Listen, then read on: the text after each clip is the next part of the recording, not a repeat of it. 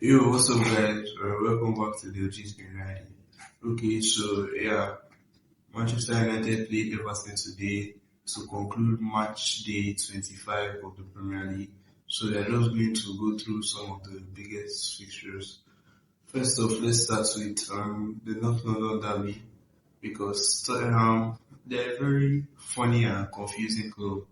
And this week they had a chance to affect the Premier League table at both ends actually, because if they had beat Arsenal, then that would mean their gap would only be 2 points, and Manchester City would have a game in hand, and simultaneously you would see them climb out of that relegation battle that they are currently in, which is crazy.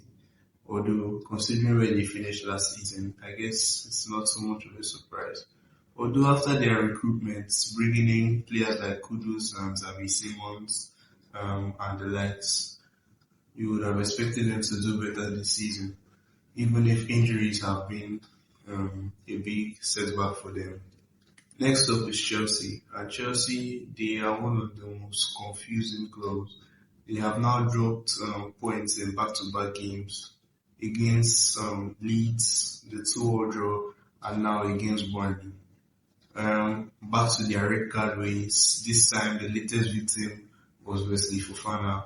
And it's not just about the red card, to be honest. Chelsea, to me, that was one of their worst performances this season because they kept on trying to play out from the back. They were doing things that just weren't working, and there were no changes. And it was just a frustrating game to watch, to be honest. And for Burnley, I think they deserved to have taken something, but as a Chelsea fan, I think that was just a horrible, horrible performance.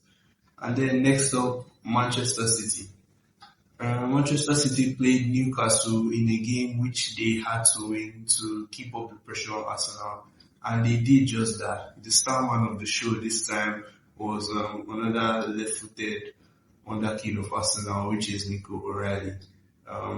His first goal was a superbly taken one because he did very well to let the ball roll across his body before striking it into the near post and catching out the goal. Great finish. But then the second goal was, for me, even better because of the build-up to it, especially seeing that it was the big man, Erling Haaland, who delivered the cross on his weaker foot. This season, Haaland has really leveled up his game. He has been doing more in build-up, and yeah, he's becoming more and more of a complete striker. It's nice to see him getting assists these days. He got the one for the Bernardo Silva's goal in their clash against Liverpool, and now another one for Nico O'Reilly. It's nice to see him doing this well.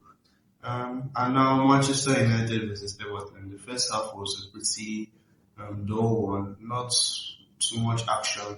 Although Ahmad almost scored, he played the shot, but it was a very tame shot. But what was his name now? Whatever, Everton's keeper didn't catch the ball, and the ball was about to trickle into the net. Luckily, James Tarkowski was there to clear it up the line.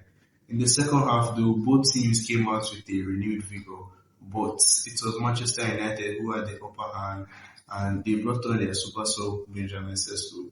And this guy has done well coming off the bench, scoring 4 in his last 5 Premier League games before the Everton game. And Matheus Cunha did well to pick up Brian Mbeumo, who just laid off a calm, cool pass for Benjamin Sesko. And then all he had to do was place it in the far corner, which he did. And in the end, the one goal was enough to see Manchester United take the victory, and now they are now firmly in the battle to go into the Champions League.